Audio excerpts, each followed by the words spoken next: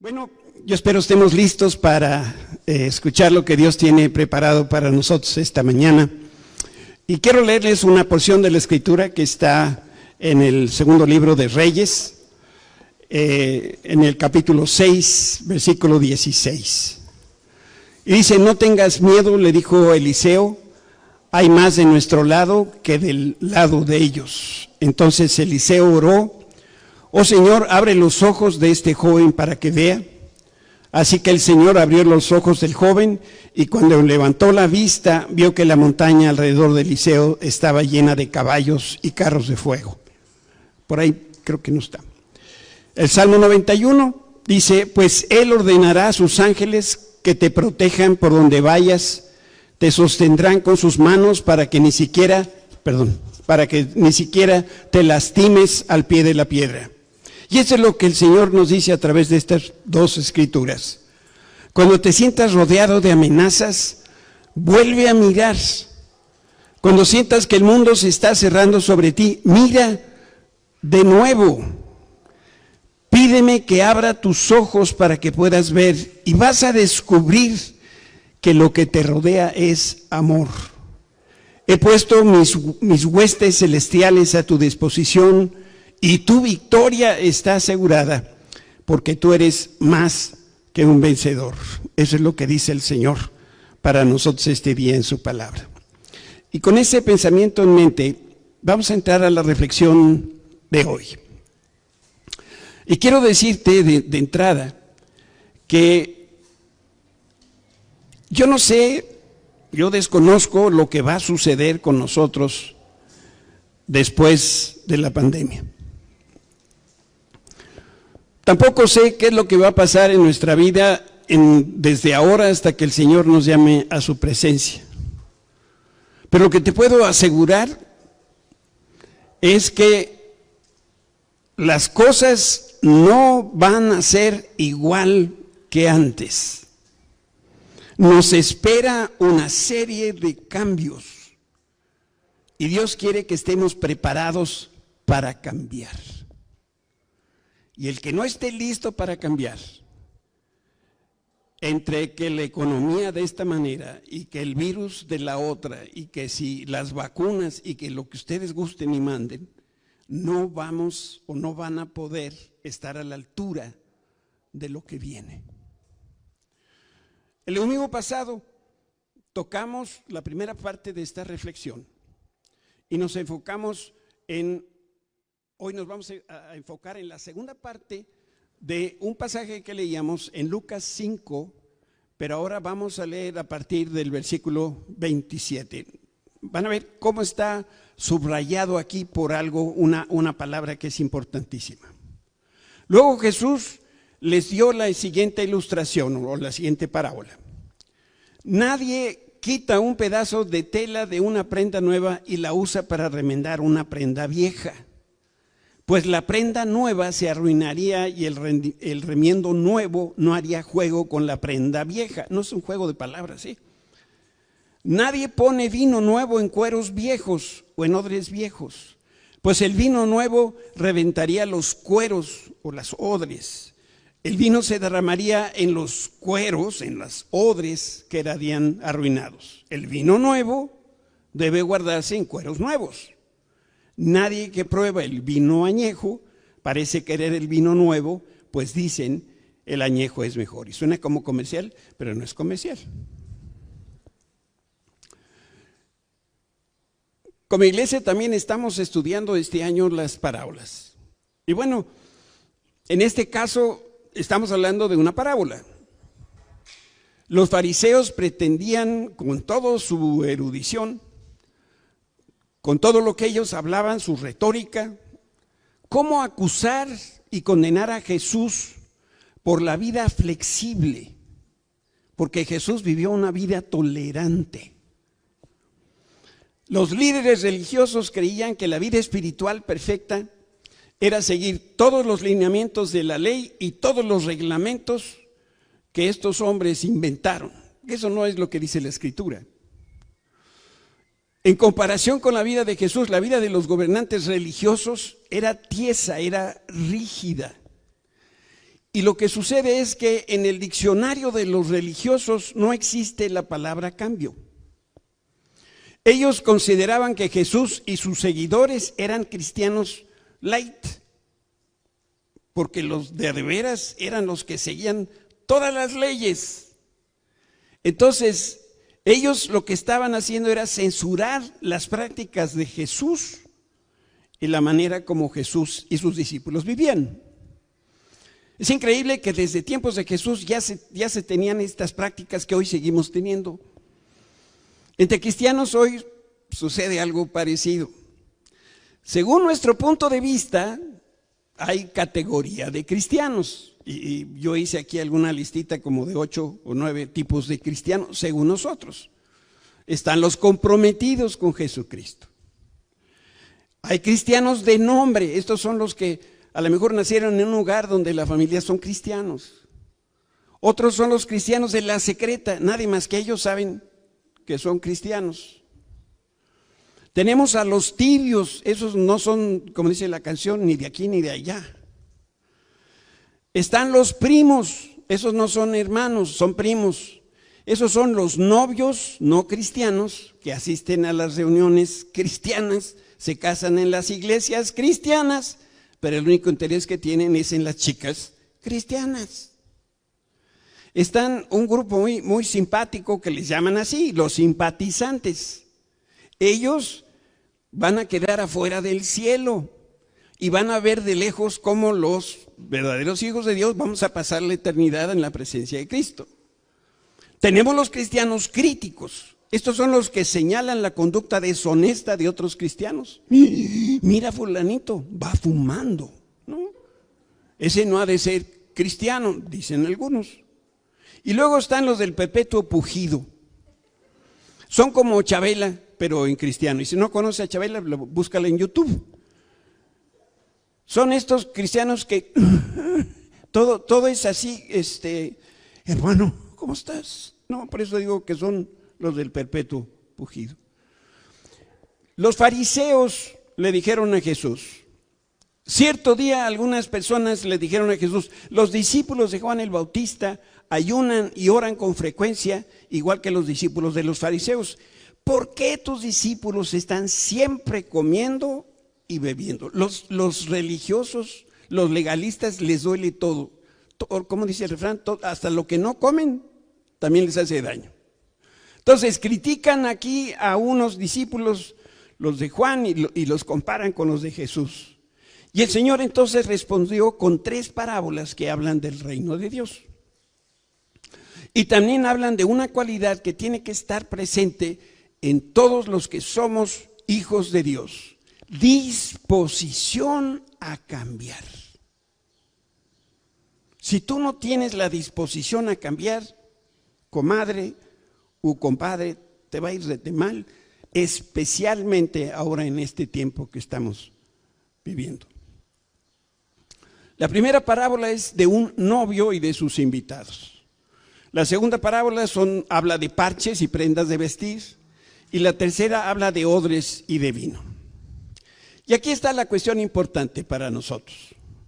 Todos tenemos que cambiar porque la realidad de hoy es muy diferente a la que vivíamos antes de la pandemia.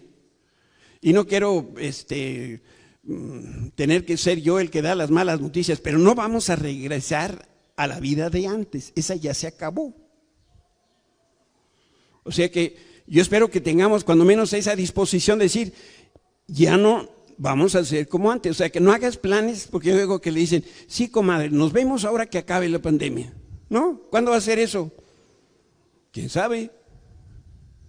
Las cosas no van a ser igual. Y yo me atrevo entonces a pronosticar que los que saldrán victoriosos de todas las penurias que estamos ahora viviendo serán los que tienen la habilidad de dejar lo viejo atrás y estirarse a lo nuevo. Ahora sí, señoras, esta es la oportunidad de dejar a sus viejos atrás. A los esposos es la oportunidad de encontrar a las nuevas, los cambios nuevos que van a venir. Por eso tú y yo tenemos que tener esa disposición al cambio, porque esta es la única manera de salir victoriosos en esta nueva realidad. Y vamos rápidamente con la primera parábola. Son parábolas bien cortitas. Y ahí el problema eran las fiestas. Lástima que no tenemos muchos chavos aquí, pero estos son los chavos de las fiestas. Era curioso, pero los fariseos aprobaban la manera como Juan el Bautista ayunaba. Juan el Bautista llevaba una vida muy austera. Dice la Biblia que vestía pieles y comía insectos. Y estaba apartado de la civilización. Y lo aprobaban, pero desaprobaban que Jesús asistiera a las fiestas con sus discípulos. Y esta clase de crítica es típica de los hombres y de las mujeres religiosos. Y uno se tiene que preguntar por qué actúan así. Miren, lo que pasa es que los religiosos se sienten amenazados por cualquier expresión espiritual que sea diferente a la suya. Si alguien hace algo que él no hace o ella no hace, entonces está mal. Los únicos que están bien son ellos según su punto de vista. Mire, vamos a hablar un ejemplo. La Santa Cena se practica de manera diferente en los diferentes grupos cristianos. Ahí les va. Con vino y pan sin levadura, como lo hacen los judíos. Hay grupos cristianos que así toman la Santa Cena. La comunión cerrada, es decir, solamente es para aquellos que se congregan en esa iglesia. Si tú vas de nuevo ahí, no van a compartir contigo la comunión. Así lo practican. Otros con la participación de los niños, como nosotros. Otros dicen, no, los niños no, qué barbaridad. Otros bebiendo de la misma copa. Y entonces comparten la comunión y las babas, ¿no?, de uno con el otro, y entonces la van pasando. No sé si en esta época le seguirán haciendo, pero esa es una costumbre. Y en Oasis, ¿cómo la hacemos aquí? Vamos al Sam's, compramos, no, al Costco, ¿verdad? Compramos unos panecitos, los partimos a la mitad, le damos a cada quien medio biscuit. Y algunos me han sugerido, y pastor, ¿y no le podremos poner queso o crema? Pues supongo que sí. ¿Cuál es la manera correcta? Porque la Biblia solamente dice, tomad, comed, este es mi cuerpo que por vosotros es partido, haced esto en memoria de mí. Y luego dice, esta es la copa del nuevo pacto en mi sangre, haced esto todas las veces que bebieres en mi nombre. Punto final. Entonces, ¿cómo hay que hacerle? La Biblia no nos dice cómo. Entonces, si alguien lo practica de una manera o lo practica de la otra, nosotros no tenemos por qué ser los jueces que le digan tú estás mal y nosotros estamos bien. Y al parecer, Juan el Bautista y Jesús incomodaban a muchos fariseos porque Juan exhibía a los líderes inmorales. ¿Saben cómo predicaba Juan el Bautista? Tenía una sola predicación y bien cortita. Arrepiéntete, le decía uno de las autoridades de gobierno, arrepiéntate porque la señora con la que duermes no es tu esposa. Esa era su predicación, agresiva. Jesús desacreditaba la vida de los legalistas porque Jesús no le imponía a nada a nadie, y él estaba, pues sí, donde había fiesta, ahí le gustaba estar. En público, Juan invitaba a las personas a que se arrepintieran de sus pecados, y este llamado incomodaba mucho a los líderes religiosos porque decían, ¿arrepentirme yo? Pues si yo soy bueno, yo cumplo con toda la ley, entonces esa predicación no es para mí. Vamos a leer la porción de la Escritura que sirve de base para lo que estamos aquí diciendo. Mateo 3:7. Cuando Juan vio que muchos fariseos y saduceos venían a mirarlo bautizar, ellos no se iban a bautizar porque les digo que ellos se sentían perfectos, los enfrentó y les dijo, camada de víboras, generación de víboras, exclamó, ¿quién les advirtió que huyeran de la ira que se acerca? Demuestren con su forma de vivir que se han arrepentido de sus pecados y han vuelto a Dios. Algunos me critican que cuando predico piso callos, pero Juan me gana, ¿eh? Y luego les dice, No se digan simplemente el uno al otro, estamos a salvo porque somos descendientes de Abraham. Eso no significa nada, porque les digo que Dios puede crear hijos de Abraham de estas piedras. Ahora mismo el hacha del juicio de Dios está lista para cortar las raíces de los árboles. Así es, todo árbol que no produzca buenos frutos será cortado y arrojado al fuego. Y luego aclara lo siguiente: yo bautizo con agua a los que se arrepienten de sus pecados, dice Juan el Bautista. Pero pronto viene aquel que es superior a mí, ya está hablando de Jesús, tan superior que ni siquiera soy digno de ser su esclavo y llevarle las sandalias. Él los bautizará en el Espíritu Santo y con fuego. Está listo para separar el trigo de la paja con su rastrillo, y luego limpiará la zona donde se trilla y juntará el trigo en su granero, pero quemará la paja en un fuego interminable. Juan no toleraba a los hipócritas. Y lo decía abiertamente, y decía quién. Él no era complaciente con aquellos que se deleitaban rompiendo las leyes, porque las reglas que ellos mismos inventaron, ni siquiera ellos mismos las seguían. Entonces, lo que Juan demandaba era que los fariseos dieran prueba de su arrepentimiento. Y las marcas que distinguen el arrepentimiento genuino son humildad y quebrantamiento. Imagínense a un arrogante. Juan le decía: humíllate, comadre. Pues no lo podían hacer estos hombres y mujeres. Los hombres y mujeres que eran estrictos y rígidos eran las personas más intolerantes. Estos eran los líderes religiosos. Vamos a pintar aquí un escenario, a ver qué es lo que tú opinas. Imagina por un momento que la realidad post pandemia es una vida sin impuestos. Es un supón, ¿verdad? Yo creo que casi todos saltarían de felicidad. Pero también estoy seguro que un grupo pequeño de la población no le iba a gustar, y se iban a preocupar, y se iban a enojar. Les digo, ¿quiénes? Los contadores y los empleados de Hacienda.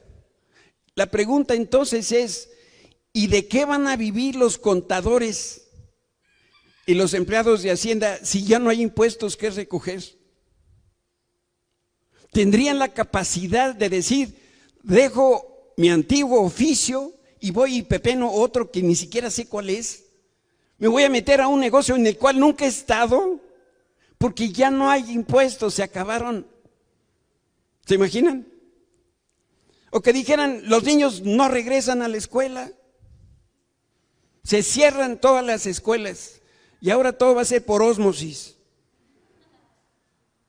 ¿Estarían contentas las maestras?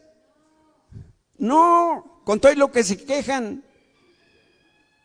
Dirían, ¿qué dirían las maestras? ¿Qué voy a hacer ahora con mi tiempo?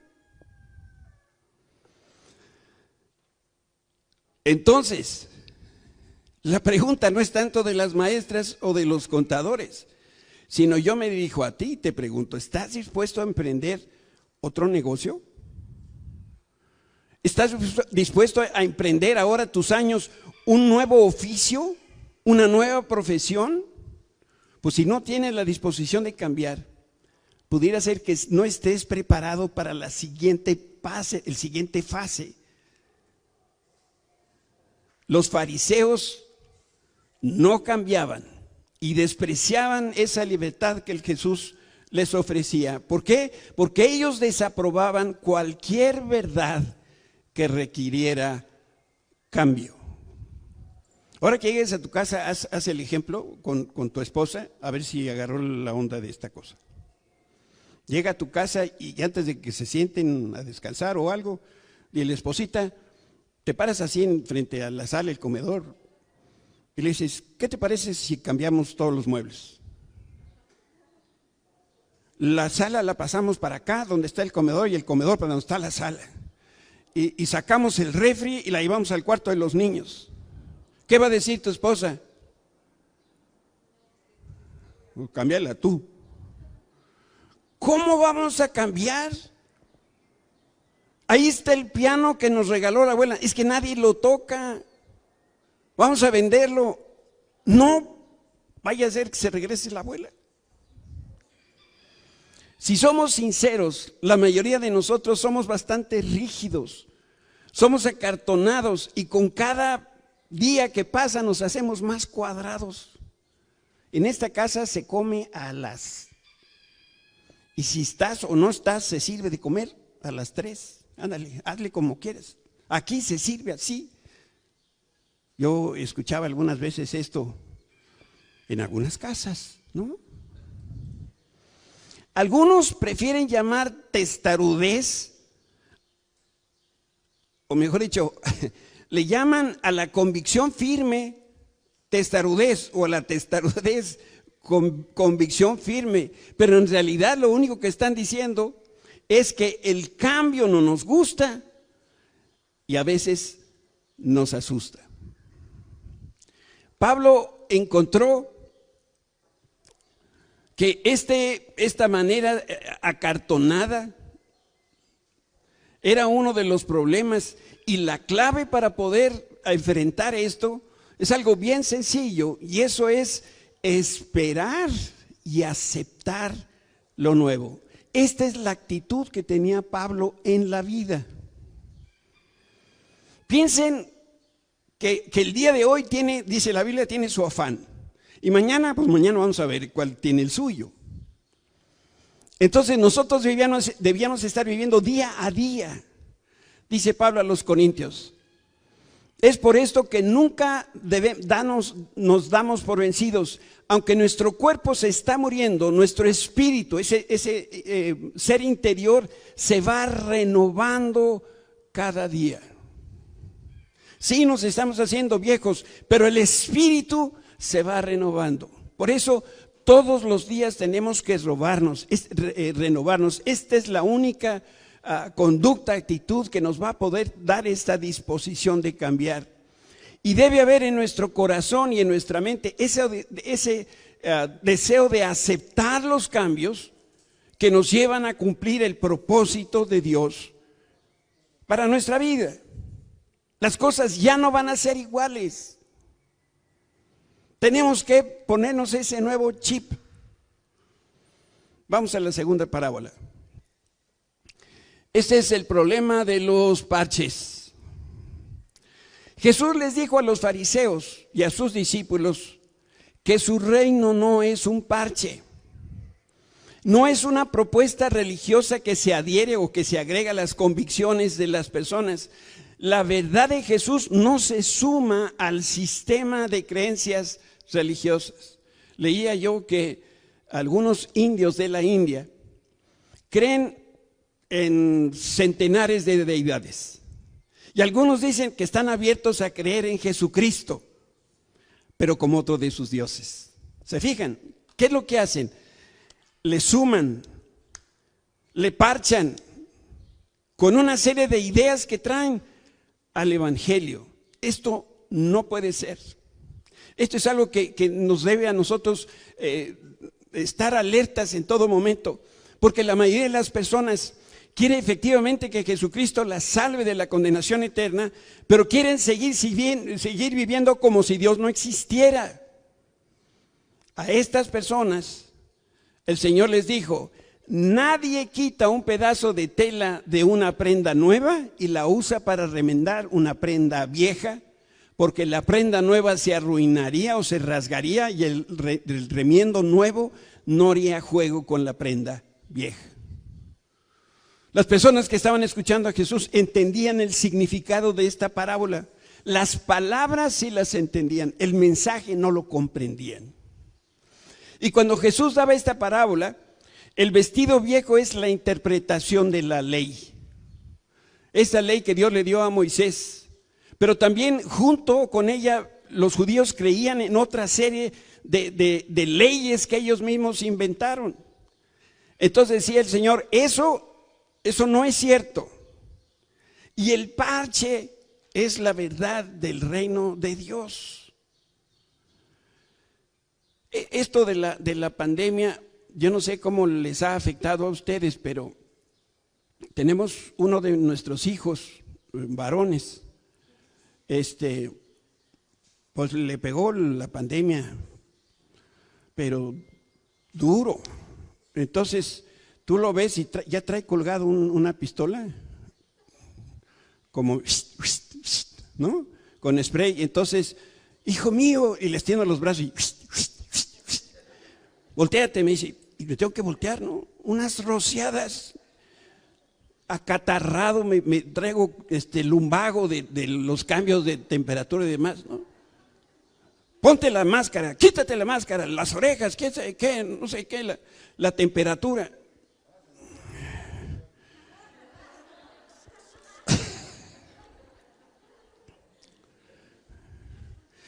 Se me olvida, ¿qué debo hacer? Me toco la máscara, no me la toco, que esto con las manos. Es muy complicado, al menos para mí ha sido esta cosa muy, muy complicada. Y a través de esta parábola, lo que Jesús le estaba diciendo a las personas era que no se yuxtapone una cultura con otra. Y si nos hacemos bolas como yo, es porque no hemos adoptado la nueva cultura. Nadie nos dice que no vamos a seguir con máscaras de aquí en adelante. Nadie nos dice eso. Que por cierto, la pandemia no ha terminado, jóvenes. No se descuiden. Esta cosa todavía está en su mero mole y vienen las cepas y la delta y la rusa y la china y la no sé cuál. Pero algunos ya salieron de esto y no se han dado cuenta de la realidad que tenemos. ¿Qué pasa? Que Jesús nunca pretendió formar una nueva religión. Jesús está deseando que las personas tengan una relación con Dios a través de Él. Es que no es la religión la que te salva, es la relación que tú tienes con Jesucristo. No es que cumplas una serie de leyes o que tengas muchas mandas que hacer. Es que Dios está esperando una relación personal con Cristo. Los primeros cristianos que creyeron en Jesús como Mesías, lo empezaron a hacer a su manera. Y entonces sencillamente aplicaban la fe en Cristo como si fuera un parche. Sigo haciendo lo que estaba haciendo, más le sumo, ahora está el parche de Jesús. Y las enseñanzas cristianas solamente las sumaban a las tradiciones judías. Entonces tenían estas preguntas que hacer que nadie se las quería contestar. Los nuevos judíos cristianos se tenían que circuncidar, y unos decían que sí, y otros decían que no. Se tienen que convertir en judíos primero y después van a poder ser cristianos, y algunos decían que sí y otros decían que quién sabe. Entonces Jesús aludió a los problemas que se presentaban diciéndoles que si se ponen un vestido nuevo y a este vestido le van a poner algún parche, lo van a arruinar. Piensa que tú tienes un saco de marca muy moderno, te costó un ojo en la cara, se te rompe y decides enmendarlo con un pedazo de tela de un saco viejo. ¿Verdad que la idea es absurda? En la práctica muchos cristianos no se hacen trajes a la medida, lo único que hacen es le cortan un cacho de tela de este saco y se lo pegan a este otro. Y cuando se dan cuenta, entonces tienen una fe parchada, que es confusa, porque se basa en mentiras y engaños. Allá en el norte hacen un postre que le llaman capirotada. ¿Saben qué lleva la capirotada? De todo. Abres la alacena y todo lo que encuentres se lo echas a una especie de pie, medio dulce, medio salado, que no sé qué, horroroso, pero esa es la capirotada. Y algunos que conozco tienen una capirotada de vida, porque su fe en Jesucristo está mezclada con la yoga, está mezclada con ideas que vienen del oriente, con tradiciones de la familia, con el Día de Muertos, y ahí le van sumando, ¿no? Y lo dicen, pastor, es que parece que Dios no oye mis oraciones. No, compadre, ¿cómo te explico? Necesitas entender que no puedes hacer esa clase de parches. La persona entonces desconoce, desestima las verdades de fe que no le convienen inventa verdades para que siempre tenga la razón, espiritualiza lo que no tiene que espiritualizar, intelectualiza lo que no tiene que intelectuar y reduce la verdad de Dios hasta que se acomode a su vida. Y lo que resulta de eso es una capirotada. Por eso, tú y yo debemos obedecer y creer que toda la palabra de Dios es verdad. Y entonces, no aceptar solamente una parte del evangelio, no escoger solamente la parte que nos gusta y la parte que no nos gusta, entonces la desechamos. Y nos tiene que quedar suficientemente claro que Jesús no es un parche, no se pega a nuestra manera de vivir. Tenemos que aceptar la corona de la vida de Cristo que ganó por nosotros en la cruz, y también tenemos que aceptar la cruz que todos tenemos que cargar todos los días. No se puede tener una sin tener la otra. Cuando tú adhieres parches nuevos a vestidos viejos, no armoniza. Algunas personas presentan un evangelio mejorado, como si la palabra de Dios fuera un detergente, y toman una corriente de pensamiento humano y la entretejen con verdades de la Biblia. Yo me paso ratos interesantes viendo el Face de algunos, porque ponen una verdad de Dios sumada con una verdad que sacaron de Samuels tomando café con alguien. Estos son los que te dicen: Dios te bendiga y buena suerte. ¿Saber cuál pega, no? ¿Qué? Una capirotada de vida. Parches por un lado, parches por el otro. Cristo es el único vestido. Él es el traje nuevo de justicia. Él no es un parche de religión. Eso no es algo que le vas a sustir a tu traje viejo de las tradiciones de tu familia. Tienes que escoger: o sigues a Cristo o sigues a tu familia. O vas con los pensamientos de Cristo o sigues los pensamientos del mundo. La tercera parábola es la parábola de los odres. Pero no pierdas de vista por qué estoy pidiéndote que escuches esto. Reitero, desconozco lo que nos va a suceder desde hoy hasta que el Señor nos llame a su presencia. También desconozco cómo nos va a dejar el COVID-19. No sé si ya vamos como en el 25. Pero lo que sí te puedo garantizar es que va a ser nuevo. Y va a haber muchos cambios que tú y yo tenemos que hacer. Entonces, ahora te voy a hablar de vino, pero no porque tenga yo experiencia, nada más porque he leído por ahí de estas cosas. La figura del vino tiene muchas enseñanzas para nosotros porque sugiere vida, transformación, cambio, y es uno de los emblemas que se utiliza para el Espíritu Santo. ¿Qué es lo que Jesús dice en este pasaje? Bueno, Jesús dice que cuando el reino de Dios se hace realidad en nuestra vida, el efecto es tan dinámico que ningún contenedor, ninguna obre, ¿qué dije? Porque la ubre es la de la vaca, ¿verdad? No, este es odre, gracias. Me sonaba que había dicho algo chueco. Es que cuando uno se para aquí se le olvida a uno todo el nombre de quién es la esposa y bueno, muchas cosas. Lo nuevo no lo podemos echar en un cacharro viejo. Y si lo intentamos, lo que va a pasar con esa odre es que lo va a traspasar, porque ninguna estructura, óiganlo bien, ninguna estructura puede contener la vida nueva del Espíritu. Las odres no es otra cosa que bolsas de cuero. Y una piel nueva es flexible, es fácil de manejar.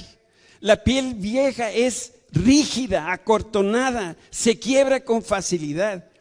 Y entonces en esta parábola Jesús dice que el reino de Dios es un proceso de cambio en el interior de la persona que nunca deja nunca termina, es un proceso. Es algo que siempre se está en fermentación. Como les digo, yo de esto no entiendo nada, pero ¿qué pasa si tapas una botella de vino con un corcho seco? Y esas personas que tienen vino en su casa, que no conviden, ¿se han fijado cómo guardan el vino? Con una inclinación de 5 grados. Si tú pones un corcho seco y la botella la dejas horizontal y el corcho no se está mojando, uno de estos días esa cosa va a explotar. Peor si la pones así. Por eso tiene que tener un ángulo de 5 grados. Porque toda fermentación demanda disposición al cambio. Y el vino nuevo requiere de odres que sean también nuevas. Y lo que Jesús estaba enseñando es que las personas que permiten que el reino de Dios se establezca en su corazón es porque están dispuestas a hacer la voluntad de Dios. Y si Dios dice, dale para la derecha, voy para la derecha. Y si ahora dejo esta chamba, dejo esta chamba. Y si quiere que agarre otro, agarro otra. Las personas que quieren el vino nuevo del Espíritu Santo tienen que estar dispuestas a cambiar. Uno de estos hombres o mujeres rígidos, legalistas, permítanme decirlo de manera categórica, no tiene la llenura ni la plenitud del Espíritu Santo. Es imposible que una persona rígida y cuadrada pueda tener adentro la llenura, la renovación del Espíritu Santo. Por eso nosotros estamos aquí aprendiendo que la vida del reino, la vida que vivimos en el Señor es una vida dinámica, que es imposible contenerla en un recipiente rígido. Y aquí está el asunto. El reino de Dios no toma la forma del molde. Esto es al revés. La persona es la que se amolda al vino nuevo de Dios. Si no cambias, esa cosa que Dios deposita en ti, lo único que va a hacer es que va a empezar a fermentar. Y tú dices, no cambio, y no cambio, y no cambio, y ándale pues. Pero un día de estos tú también vas a explotar. Cristo vino a ofrecer novedad de vida. Si nosotros estamos aceptando su voluntad, entonces tenemos que permitirle al Señor que opere los cambios que Él considere necesarios. Yo les puedo decir una cosa muy clara de esta pandemia. Todos hemos aprendido que si estamos en casa con los nuestros, hay armonía. Y hemos tenido mejores relaciones con nuestros hijos y con nuestra esposa. Y hay personas que tienen que cambiar de chamba, que tienen que tener horarios que den para estar con la familia. ¿Qué es más importante, la chamba o la familia? Mira, puedes vivir en un cuarto redondo de azotea con una familia contenta que está unida, donde están todos, donde están descansando. Pero hay algunos que dicen que no, mi chamba es primero. Esos son, cuidado. Si el vino nuevo del reino de Dios se vierte en odres viejos, se rasgan. En las pieles, y bueno, mañana que te veas al espejo, ve cómo hay una cosa que le llaman las líneas de expresión, ¿verdad? Sí sabes, ahí es donde te pones la cremita así, nada más. Harta cremita, pero así. ¿Por qué? Porque si no está humectada, ¿qué va a pasar? Se truena. Y a algunos ya se les ve muy cascarita. Ya ni así se les acomoda. Por eso el Señor advertía, estas personas se van a rasgar. Y yo conozco cristianos, son bien retirados. Vamos, ni siquiera se pueden reír. Son de estos que llevan, se amarran los cachetes como por acá atrás, ¿no? Los médicos. Bueno, como yo tengo cámaras en casa de cada uno de ustedes, yo veo estas personas rígidas. ¿Saben que no hay pijamas en su casa? Duermen en saco y con corbata. Tiesos. No se dan la libertad de andar en pants. Si supieran lo sabroso que son las pants. Es muy triste que los odres se entiesen. Pero es que esto no tiene que ser así. Dios no quiere que su iglesia, ni que nosotros como sus hijos, nos acartonemos y acabemos nuestra vida estando tiesos. Es mejor cambiar y tomar la forma que requiere el vino nuevo. De lo contrario, vamos nosotros a explotar. Y la última parte tiene que ver con el hecho que si el vino nuevo del reino de Dios se vierte en odres viejos, se quiebran. ¿Saben una cosa? Dios no está dispuesto a desperdiciar una sola gota de sus promesas. Por eso no va a derramar de su espíritu en cristianos que han optado por no cambiar. Y yo quiero decirte esta mañana, a lo mejor me ayudan quitando la pantalla, me la ponen en la última slide si quieren. Jesús concluye con algo que leímos. Ni nadie que pruebe el vino añejo parece querer el vino nuevo, pues dicen el añejo es mejor. Esta es una verdad que la industria vitivinícola son los mejores conocedores de esta materia. Y también Jesús conocía de vinos y no contradijo este punto de vista. Y el Señor enseñó que las formas y que estas estructuras familiares nos parecen mejores. ¿Sabes por qué? Porque no necesitan cambio. Por eso aquellos que les gusta el vino, ¿no? Y tienen unas copas que parecen peceras, ¿los han visto? Entonces, quién sabe cómo le vierten así y se huele el buqué. ¿Sí? ¿No? Y dicen, este vino está muy añejado, cosecha del 72. Sí, esos son los que no quieren cambiar. Cuando tengan, junten para salir de viaje, hagan una cartera gordita y vayan a Austria y conozcan ustedes el vino verde. Me platican que es muy bueno. ¿Saben por qué? Porque es nuevo. Y contradice lo que todos hacen regularmente.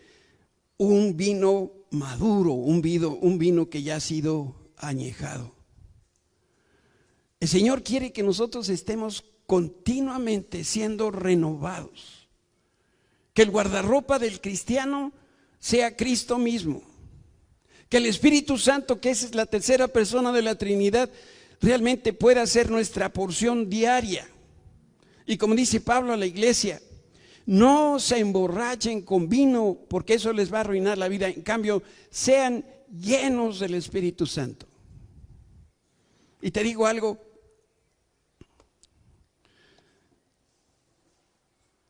si la palabra de Dios dice que nuevas son las misericordias de Dios, ¿por qué cada día nosotros vamos al Señor y traemos las mismas odres viejas? Y le decimos, Señor, ¿no le echarías un chorrito? Y no nos hemos dado cuenta que Dios no puede vaciar ni un chorrito de su espíritu cuando nosotros no tenemos la disposición de cambiar. ¿Y sabes por qué? Porque el Señor nos ama mucho. Y sabe que si derrama su espíritu en nosotros así, sin la disposición, nos truena. Y entonces el poco o mucho vino que hay en nosotros se va a caer al suelo. Y una vez en el suelo se desperdició, ya no sirve para nada. Jesús decía, cuando menos que tengan vino bueno que beber. Pero esa no es la intención final de Jesús. Y te vuelvo a decir, yo no sé qué nos espera desde este día hasta el día que el Señor nos llame en su presencia. No sé qué clase de vida vamos a tener. Tampoco conozco qué nos va a dejar la pandemia. Pero si tengo una convicción de parte de Dios, es que necesitamos cambiar. Cambiar la actitud, cambiar la disposición. Decirle al Señor, Señor, si tú me dices esto, yo lo voy a hacer. Si tengo que cambiar de chamba, cambio la chamba. Cambio el oficio. Cambio el horario. cambio la casa donde estoy. Yo tengo la disposición, Señor, de agradarte, de que tú hagas el propósito en mi vida. Si hay algo que te está estorbando, yo te lo quiero dar esta mañana, para que puedas encontrar en mí un corazón dispuesto al cambio. Señor, lo que tú quieras, de a de veras. Y si tú le dices eso, el Señor lo va a hacer. Y entonces vas a experimentar lo que a lo mejor para algunos va a ser novedad, que el Espíritu Santo te hace otra persona. Esa persona que Dios diseñó que tú fueras para llevar a cabo el propósito por el cual tú sigues vivo. Muchos se han muerto, ¿eh? ¿Y por qué el Señor nos ha dejado aquí vivos? Nos ha dejado aquí porque hay un propósito. Y ese propósito tiene que ver con el reino de Dios. Buscad primeramente el reino de Dios y su justicia, y el Señor se encarga de todo lo demás. Si tú estás dispuesto a cambiar, te voy a pedir que te pongas de pie, pero no lo hagas por compromiso, porque Dios te está viendo. Y si estás dispuesto a cambiar, el Señor te va a tomar la palabra. Recuerdo hace unos años, ministrábamos en otra iglesia con un grupo de pastores, y había un congreso de varones, y en ese congreso el Señor estuvo hablando mi vida, y lo que el Señor me decía realmente me tumbaba.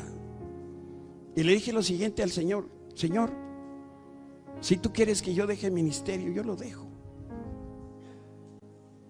48 horas después no tenía yo ministerio.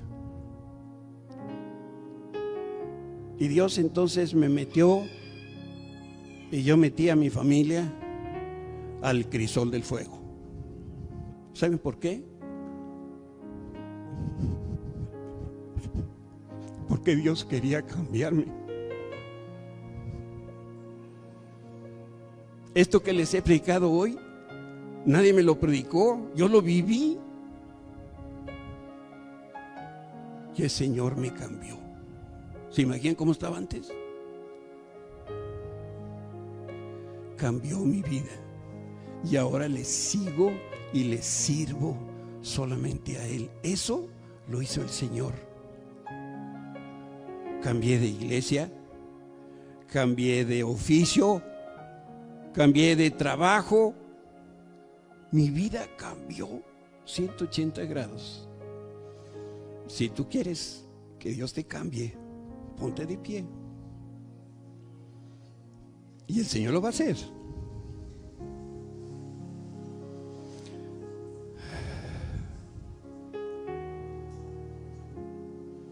No hay nada mejor que estar en las manos de Dios.